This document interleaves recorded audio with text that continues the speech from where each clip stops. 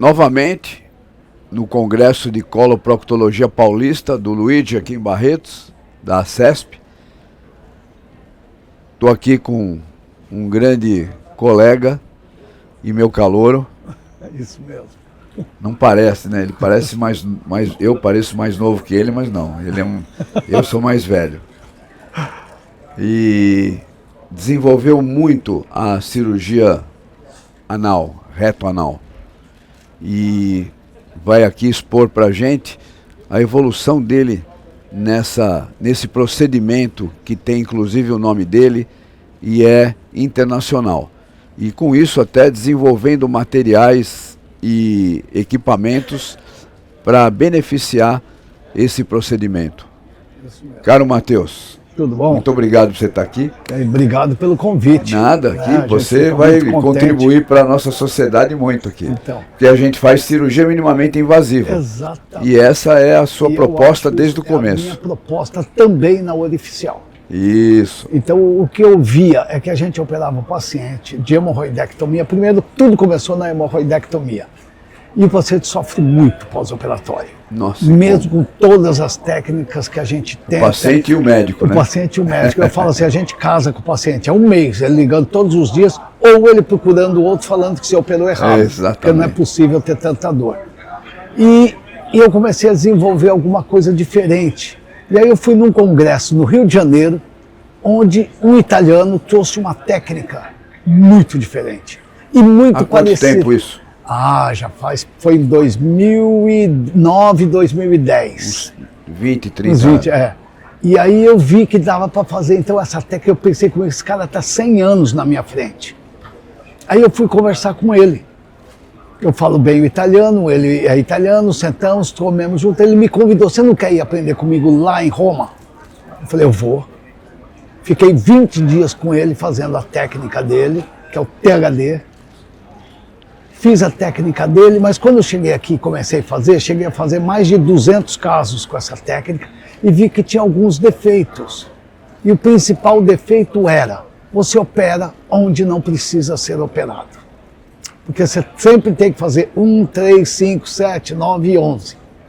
E eu pensava comigo, por que eu opero onde não precisa ser operado? Então eu não preciso mais de médico para fazer diagnóstico. É só pôr ali e fazer, você trata tudo. E eu comecei a ver, se eu não fizer esses lugares todos, eu comecei a ver que o resultado era muito parecido. E outra coisa que eu comecei a ver, ele tem um ultrassom dentro dele que você tem que enfiar e tirar toda hora, então você manipula muita musculatura. E com isso, a gente pensou, junto com uma indústria que me procurou, de criar um aparelho que não tivesse os defeitos que esse tem. Então a gente criou um aparelho onde o ultrassom era separado, onde não puxa e cai o aparelhinho, você só roda ele, ele é fixo sempre. E modificamos como? Em vez de fazer uma cirurgia onde você só faz uma apexia para baixo, se você subir um pouquinho mais, 2 pontos, você consegue puxar melhor a mucosa.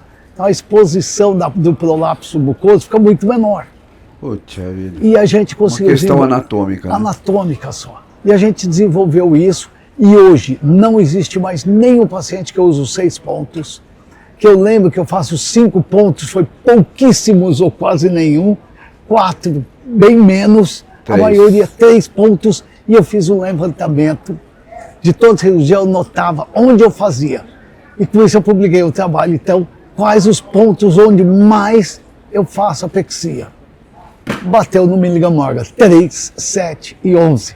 São os pontos onde mais se faz. Não são só esses, mas esses são os que mais tem. Então, que existem outros diferentes, existem, mas esses são os que mais frequentes. Mais frequentes. E aí a gente desenvolveu isso. Quando começou a desenvolver isso, aí você começa com outras procuras, né? Aí um pessoal do laser, na Alemanha, me procurou se eu não queria ver o laser, que não tinha aqui no Brasil ainda. Aí eu fui para a Alemanha, primeiro para a Turquia, depois para a Alemanha, fazer cirurgias com laser. Aí eu aprendi as cirurgias tanto de hemorroida quanto de fístulas com laser. O laser de diodo. Aí comecei a fazer, a hemorroida logo eu desisti. Por que eu desisti? Porque ele faz o que não faz a desarterialização, ele queima as veias. E primeiro, a gente não quer queimar. E segundo, ele queima a veia e depois você precisa fazer a desarterialização em cima para fixar. Para melhorar. Então eu tive essas dificuldades, então eu abandonei para hemorroida. Apesar que eu vi até hemorroides em que você não abre nada, só põe por cima da mucosa, com péssimos resultados, mas vamos nos melhores. Sim, porque nada mais é do que um calor local. E uma forma de energia. E é uma forma de energia. Aí eu vi então que não era bom assim.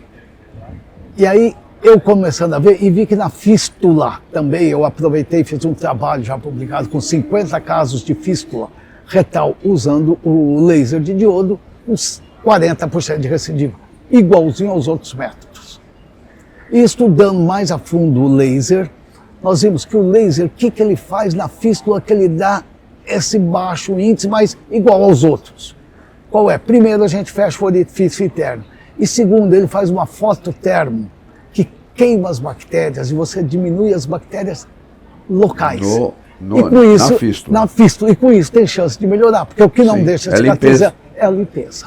Então, nada mais faz que a limpeza. E outra coisa, ele emite a radiação. Então, se você faz um trajeto bonitinho, com o mesmo diâmetro, onde chega igualzinho a radiação em todos, vai cicatrizar. Mas raríssimas fístulas são iguaizinhas, elas são trajetos tortuosos e nem tem o mesmo diâmetro nela toda. Então, muito difícil cicatrizar. Acredito que seja por isso que não deu certo 100%.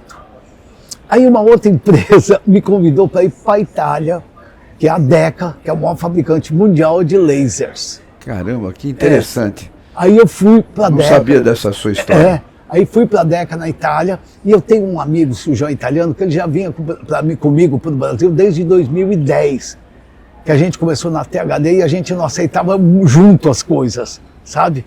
E aí eu conversando, vi lá com a DECA, ele falou, Matheus, é um assistente meu quem dá quanto que deve pôr de energia ou não na DECA. Ele é funcionário da DECA para isso. Aí sentamos com ele, operamos com ele e vimos. Então o laser de CO2 hoje, eu vou falar uma coisa aqui que vai assustar muita gente.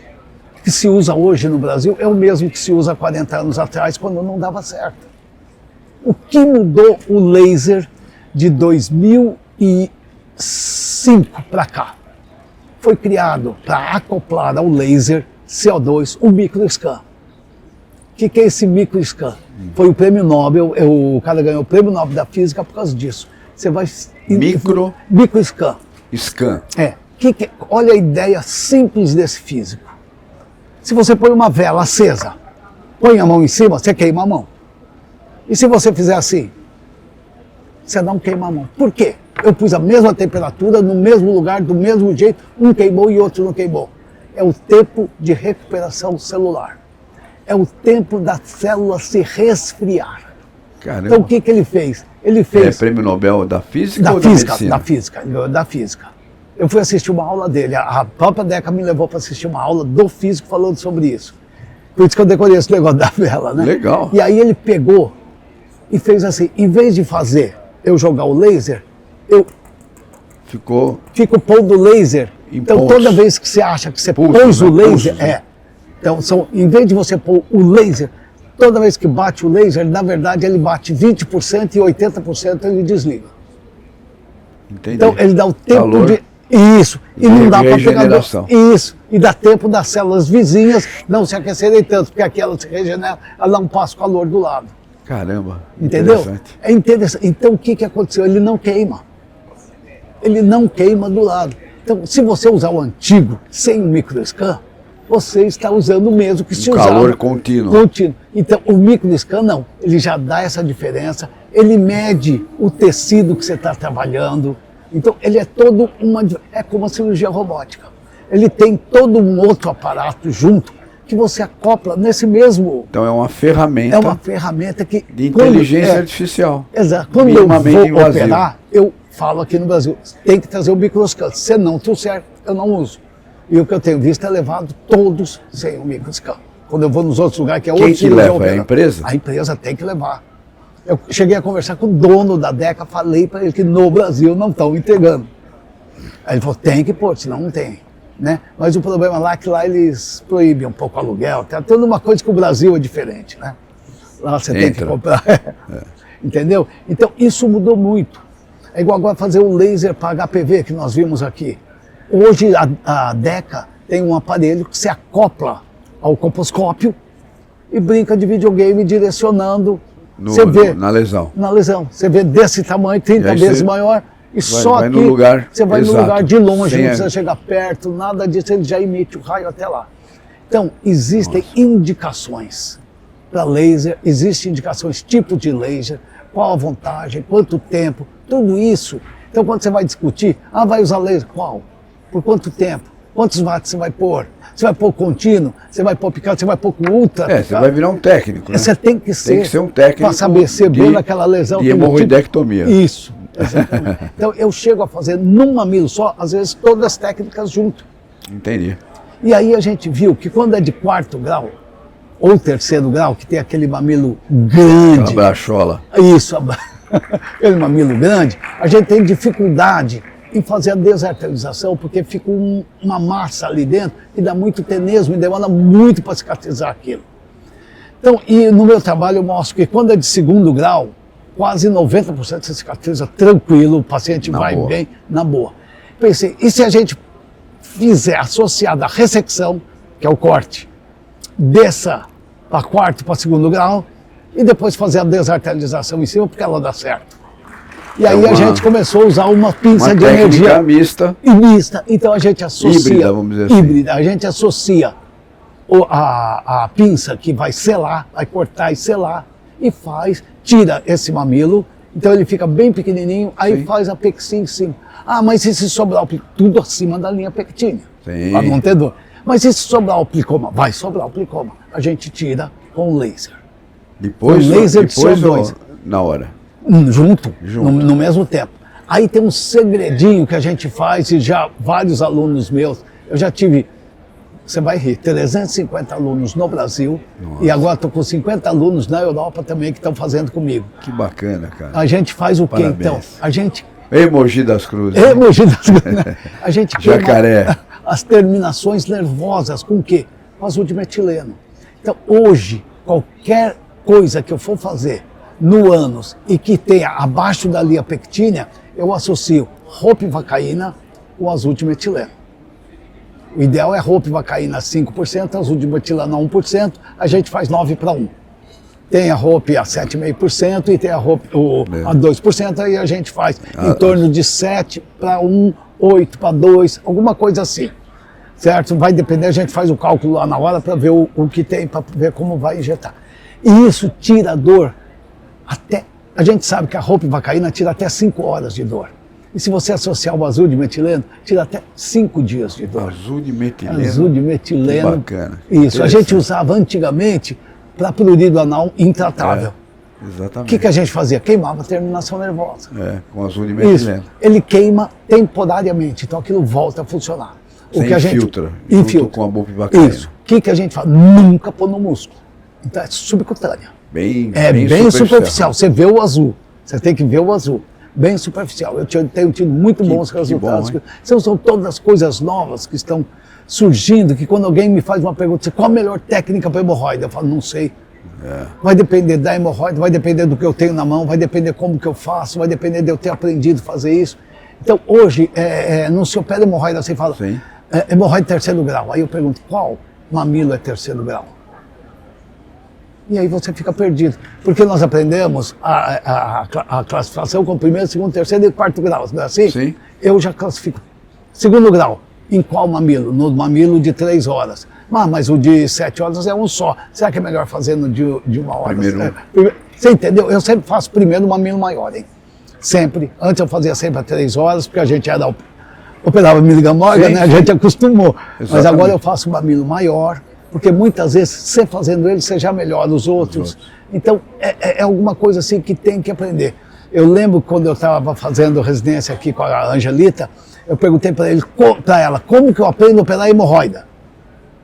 Ela olhou para mim e falou assim, operando. Só não tem e vendo a recuperação. E aí você vai melhorando isso, no próximo. E aí um próximo passo que a gente fez, aí não fui eu, foi o italiano, o Cláudio, que a gente trabalha juntos, né? Ele falou, Matheus, por que o dentista opera no consultório e o proctologista opera no hospital? E aí ele começou a desenvolver anestesia local. Eu ia te perguntar isso. Ele faz 90% das cirurgias dele com anestesia local. Eu ainda no Brasil não consegui. Por quê? Porque o paciente pede, eu quero dormir. Antes de entrar, ele já fala, eu quero dormir. E ele acordado, a gente consegue perguntar para ele, você põe a agulha e fala, está sentindo dor? Você sabe se está perto da linha pectínea ou não. Então você nunca pega a linha pectínea. Você sabe, entendeu? Então, mesmo com anestesia, dá uma dorzinha. Dá uma dor, a linha pectínea dá. Dor. Porque a gente não chega com azudo de metileno na linha pectínea, a gente chega próximo. Só pertinho. Então ele faz uma técnica agora que é pessoal dele e que eu adaptei para mim. Então a gente faz a ropivacaína com azudo de metileno, se tiver plicomas fora ou hemorroidas externas. E por dentro a gente faz a rope pura, acima da linha pectínea, nos mamilos que vão ser operados, para o paciente não ter dor pós-operatória, nem aquela sensação de desconforto. De desconforto. Então essas técnicas que a gente está fazendo, para fissura, a gente usa ou laser ou radiofrequência, sempre, sem cortar nada, a gente deixa, porque toda fissura tem uma borda aumentada. Põe radiofrequência. A gente com radiofrequência ou laser tira essas bordas aumentadas, e aí uma coisa que poucos sabem no Brasil, que eu aprendi lá na Europa, toda fissura tem uma fístula associada, toda. Então procura-se a fístula dentro da fissura, ela é pequenininha. Sim. Se você não tirá-la, você não cura o cara. Então, quando você faz a fissurectomia, tira tudo, ela sai junto. Sim. Então, mas aí você faz só a fístula, tira as bordas e faz bioestimulação no centro da fissura, para ela cicatrizar. Então a chance de você ter lesão muscular é estimulação com o com aparelho. Laser ou com a radiofrequência, os dois. Né? No Brasil nós temos o Frax, né? Que é um aparelho brasileiro, barato, e eu comecei a adaptar com ele por causa disso. A gente consegue usar aparelhos bons e baratos. Porque não adianta a gente ter aparelho bom, porque nem o laser de CO2 eu adoro, só que ele custa R$600 mil. É uma coisa que a gente, na sociedade, briga muito. Como você tem feito a cobrança de honorário disso? Convênio? A seguradora autoriza tudo isso? Como você justifica tudo isso? Isso, muito difícil. A seguradora não autoriza na maioria das vezes. Eu faço o paciente pagar pelo que ele vai usar. Que é a proposta fundamental. Não tem jeito. Não tem jeito. Como o laser hoje. Algumas vezes no laser você pede só a fibra, eles aceitam. Você pede só o small jaw, ele aceita, mas às vezes, não é sempre. Então você pelo menos diminui um pouco do custo do paciente. Mas é difícil ainda, por quê? Aí é uma briga que nós, sociedade, podemos brigar. Eu acho que não tomou esse caminho. Eu fui ler tudo para poder fazer isso. Esqueci de falar que eu ainda uso célula-tronco, viu? Opa! Para fístulas de eu ouvi falar já, mas nunca... Fístulas de Crohn, eu tenho vi. Tenho quase 10 anos usando o Stem Cell. Poxa vida. Eu faço homóloga. Eu cuido do próprio paciente e aplico nele mesmo. Como é que você faz isso? Traz o aparelho para o centro cirúrgico? Para o centro cirúrgico não tem aparelho. Ele tem os coletadores e os aplicadores e os preparadores. Eu não faço. É uma empresa que faz isso? É uma empresa que vende já o kit completo. Ela já está no Brasil. Eu já tenho trabalhos feitos, inclusive em Mogi, que eu transformei a célula-tronco em osso. Lá dentro da faculdade. Eu colhi do paciente uma célula-tronco de gordura e saí com osso depois. Você está dando aula ainda lá? Estou dando aula lá. 43 anos dando aula de proctologia. Que legal, cara. E então, essas coisas são muito importantes. Então, eu fui ler como que é esse negócio de autorizar e não autorizar. Se não tiver no rol da ANS, não autoriza. Então, se você pedir uma desarterialização hemorroidária, você nunca vai ser autorizado porque não está no rol da ANS. Se você pedir uma enteropexia, está no rol da ANS. Está no rol da ANS. E o que diz o rol da ANS? O material é responsabilidade de quem? Do médico e não da ANS. Então, eles, na verdade, deveriam ser obrigados a pagar o material que o médico pediu. Se responsabilizar pelo material que o médico pediu. Que o médico indicar. Porque ele está indicando uma cirurgia que existe, só que aquele material é melhor para o paciente naquela. E cientificamente comprovado que tem trabalhos, evolui exatamente, muito bom. Então, o que tem que fazer é brigar que essa parte tem que ser cumprida. Que a responsabilidade do material é do médico e não da ANS. A ANS é o tipo da cirurgia. Se eu inventar uma cirurgia para fazer, não dá. Porque, na verdade, a desarterialização, o que é? É uma enteropexia com ligadura arterial. Sim. É isso. Só que eles não deixam por isso. Agora, se abrir o livrinho, tem ligadura arterial. Não, de procedimento. Se você for por 3 ligaduras arterial que você faz, o preço vai lá em cima. Se puser ligadura arterial, tem que estudar a tabela de procedimento. E quem tem que fazer isso são as sociedades. Ó, isso aqui eu não fiz isso. Eu fiz 3 ligaduras arterial, mas é maior que uma gastrectomia. Bom, o preço. É bom entender então isso. Precisa pensar todas essas coisas, é difícil, viu? Tem que ter quem tem essas coisas novas, que entenda daquilo para poder discutir isso. Né? Interessante, muito bom. Não é? E fala do curso agora. Do curso, né? Então eu tenho curso, são 3 vezes ao ano que a gente faz. A gente faz agora em junho, 5, 6 e 7, na cidade de São Paulo, no Hospital São Camilo, sobre inovações, e vem sempre alguém do grupo da Itália junto para dar aula. Nesse que vai ter agora... Vamos pôr o logo da Sobracil nesse e espalhar? Pode. Vamos? Vamos. Legal. Esse que vem da Itália agora, ele é o do grupo que faz HPV. E ele que está montando o protocolo europeu para HPV, como seguir, como tratar e como fazer o diagnóstico. E ele até pediu que eu faça um documento para todos os alunos que entrarem, assinarem, que não vão nem fotografar nem divulgar, porque ele não publicou ainda. Então vai ser a primeira apresentação mundial sobre o novo protocolo, vai ser aqui. Que legal. Então, pô, mais um motivo para a gente estar junto aí, se você permitir. Adoraria, você é convidado. Você é convidado, você não precisa pagar curso não, você é convidado. Então a gente faz um dia de aula teórica e 2 dias de aula prática. Ele vai usar essa metodologia na prática, 3 pacientes que já estão marcados. Então a gente marcou 16 pacientes para operar no sábado e no domingo, com turmas reduzidas. Então não são todos que vão na prática que vão para a teórica, da teórica que vão na prática. Na prática é turma reduzida para aprender. Eu tenho uma ideia, eu dou aula há muito tempo. Quando você dá aula para 40, 50, dá aula no congresso, o que você faz? A pessoa aprende que existe e é estimulada a fazer. Sim, como que ela aprende? Com vontade de fazer. Isso. E como que aprende? Fazendo. Agora, se ela for fazer com mais 20, 30, ela não aprende. Não. Tem que ser pessoal, tem que pegar na mão, tem que fazer junto. É assim que se aprende. Então, nossos cursos no Brasil são assim, a teórica, muita gente, quem quiser, e a prática para poucos. Sim. Na Itália, ele é estritamente prático.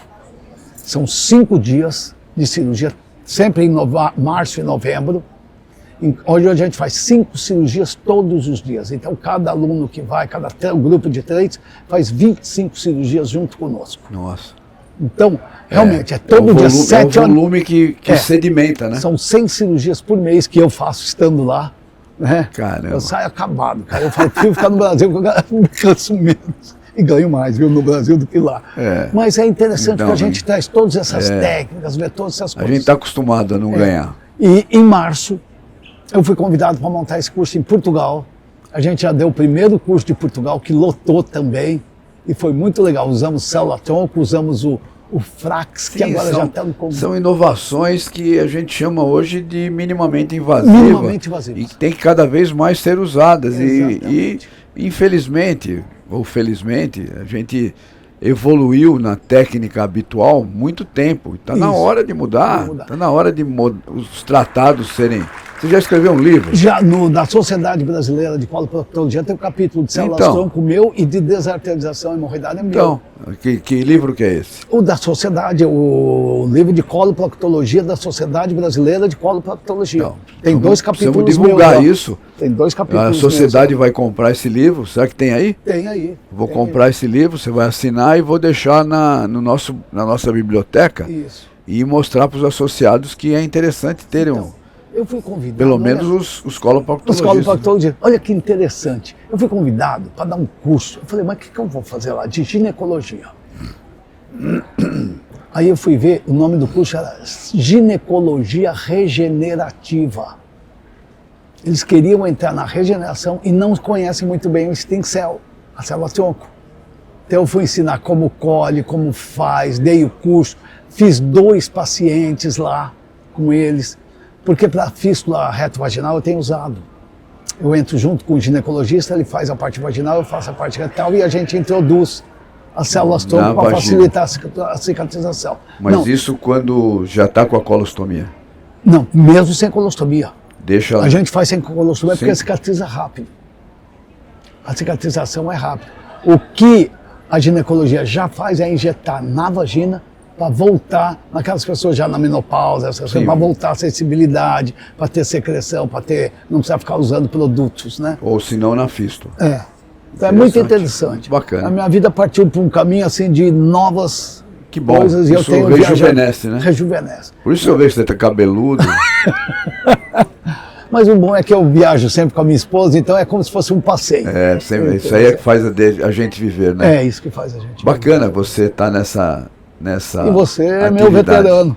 Nessa atividade. E presidente da Sobracil, É né? agora, Sobracil São Paulo, capital Isso. da capital. Tá bom, Belo. Obrigado por você estar aqui com a gente. E somos Deu palmeirenses. toda essa... Palmeiras viva. Mas... e tá nessa empreitada aí. Isso. Bacana, gostei E pode muito. contar com a gente quando E quiser. eu acho que a turma aprendeu bastante. Se Deus quiser, e a gente vai... Vamos ver se esse curso aí você manda para mim. Eu vou mandar para você, que eu tanto vou mandar o pra daqui Sobracil. quanto da Itália, né? Tem todo ano. Então não deu nesse, vamos no próximo, não tem problema Legal. nenhum, todo ano. Vamos programar. Vamos passear lá com você. E muito obrigado pelo convite. Imagina. Né? A Presidente da honra é sociedade nossa. convidar a gente. Saúde e sucesso, cara. Obrigado por você Valeu. também. Valeu. Muito obrigado.